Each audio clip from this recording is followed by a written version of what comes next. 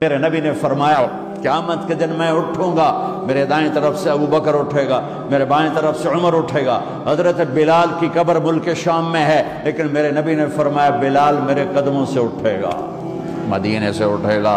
ہاں ہائے ہائے، اب نے کہا لوگ پیدل چلیں گے، میں براق پہ چلوں گا، بلال میرے آگے سرخ اونٹنی پہ سوار چلے گا۔ جب میدان معشر میں پہنچیں گے تو بلال اونٹنی پہ کھڑے ہو کے کانوں میں انگلیاں دے کے اذان دے گا۔ وہ اذان بلالی رہ گئی رسم اذان، روح بلالی نہ رہی، فلسفہ رہ گیا تلقین غزالی نہ رہی۔ وہ اذان بلالی ہم سب سنیں گے جب کہیں گے اشہد ان لا الہ الا اللہ، تو سارا میدان معشر کا مرد عورت کہے گا سچ کہہ رہے ہو۔ جب کہیں گے اشہد ان محمد رسول اللہ، سارا میدان معشر کا مجمع کہے گا سچ کہہ رہے ہو۔ اس دن بلال کی اذان سننا، وہ غلام ہو کر محبوب ہوئے، حبیب ہوئے، پیارے ہوئے۔ جب ہائے ہائے ظہر کی نماز کی اذان دینے لگے، اللہ کے نبی کا انتقال ہو چکا ہے، جب اشہد ان محمد پر پہنچے تو روتے روتے روتے آواز بند ہو گئی، اور جلدی سے اذان پوری کر کے نیچے آئے، کہا آج کے بعد قسم اٹھاتا ہوں اذان نہیں دوں گا، میرا نبی نہیں ہے تو اذان بھی نہیں ہے۔ اور حضرت ابو بکر سے اجازت لے کر جب وہ خلیفہ بن گئے، جہاد پہ چلے گئے، 6 مہینے تک آئے نہیں۔ لاکھوں صحابہ جہاد میں گئے، کسی کو میرے نبی خواب میں نہیں آئے، صرف بلال کو آئے۔ بلال یہ کیا بے وفائی، ہم سے ملنا ہی چھوڑ دیا، ہمارے پاس آنا ہی چھوڑ دیا۔ آنکھ کھلی تو ان کو یوں لگا جیسے اللہ کے نبی زندہ بلا رہے ہیں، یا رسول اللہ میں آ گیا، یا رسول اللہ میں آ گیا، اور اسی وقت اونٹنی کو بھگایا۔ 21 دن کا سفر، 21 دن کا سفر 7 دن میں کیا، 7 دن صرف نماز اور پیشاب کے لیے اترتے تھے اور بھگاتے بھگاتے بھگاتے۔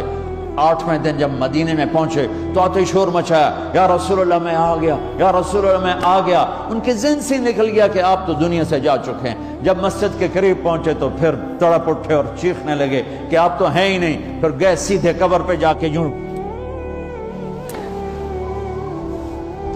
قبر کو لپٹ گئے، یا رسول اللہ میں تو آ گیا ہوں، آپ کہاں ہیں؟ یا رسول اللہ میں تو آ گیا ہوں، آپ کہاں ہیں؟ یا رسول اللہ میں تو آ گیا ہوں، آپ کہاں ہیں؟ بے قراری میں روئے جا رہے، میں تو آ گیا ہوں، آپ کہاں ہیں؟ میں تو آ گیا ہوں، آپ کہاں ہیں؟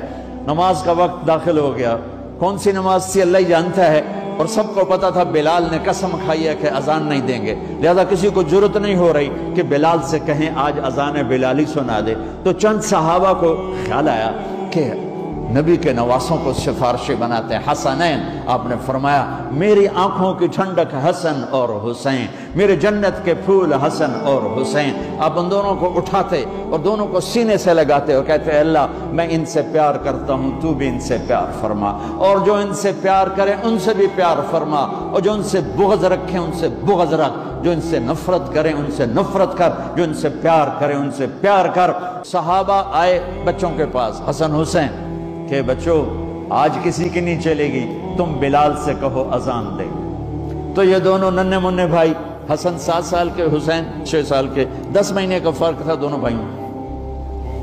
چچا ایک درخواست، کہ میرے ماں باپ آپ پہ قربان، آپ درخواست کیوں کہہ رہے ہیں؟ آپ امر کریں، آپ حکم کریں۔ کہنے لگے جیسے آپ ہمارے نانا کے لیے اذان دیتے تھے آج ہمارے لیے دے دو۔ تو ایک دم وہ رونے لگے بلال، کہا ہائے میرے بچوں، میں نے قسم اٹھائی تھی کہ میں اللہ کے نبی کے بعد کبھی اذان نہیں دوں گا، لیکن تم پہ تو ہزاروں قسمیں قربان ہیں، میں اپنی قسم توڑتا ہوں اور اذان دیتا ہوں۔ جب وہ چڑھنے لگے اس بی بی کے گھر، قریب ایک انصاری عورت کا گھر تھا جس کی چھت پہ چڑھ کے اذان دیا کرتے تھے، تو سانس رک گئے سب کے، آنکھیں پھٹ گئیں، اور وہ یوں منظر دیکھ رہے کہ آج بلال تو ہے، محمد مصطفیٰ نہیں ہے۔ آج اذان بلالی تو ہوگی لیکن محمد مصطفیٰ کی جھلک نہ ہوگی۔ جب انہوں نے کانوں میں انگلیاں، جب انہوں نے اللہ اکبر کہا تو مدینے میں گھر گھر ماتم بچھ گیا، عورتیں بھی چیختی ہوئی گھروں سے باہر نکل آئیں، سارے مدینے کی گلیوں میں چیخ و پکار مچ گئی۔ اور یوں سب کو لگا جیسے محمد مصطفیٰ زندہ ہیں اور ان کا زمانہ ہے، لیکن آپ تو جا چکے تھے۔ یہ بلال کو جو رتبہ میرے رب نے دیا، یہ غلامی مصطفیٰ کی وجہ سے دیا ہے۔ آپ سب میرے بھائی بہن بیٹھے ہو، میرے بچے بچیاں بیٹھے ہو، اپنی زندگی کی قیمت لگاؤ، اور یہ قیمت پیسے سے نہیں ہے، پاؤنڈ سے نہیں ہے، ڈالر سے نہیں ہے، ڈگریوں سے نہیں ہے، یہ غلامی مصطفیٰ سے ہے۔